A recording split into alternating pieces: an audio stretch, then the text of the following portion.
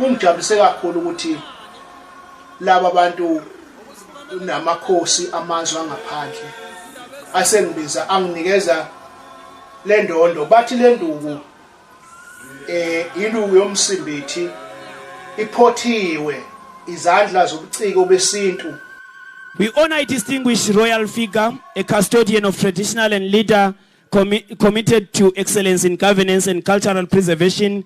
Mtwana Uthulani continues to uphold the dignity of the Zulu Royal Institution, instilling discipline, professionalism, and cultural pride within royal administration and beyond, for upholding royal values and cultural preservation and excellence in leadership within the Zulu Kingdom. HRH Mtwana Uthulani Zulu.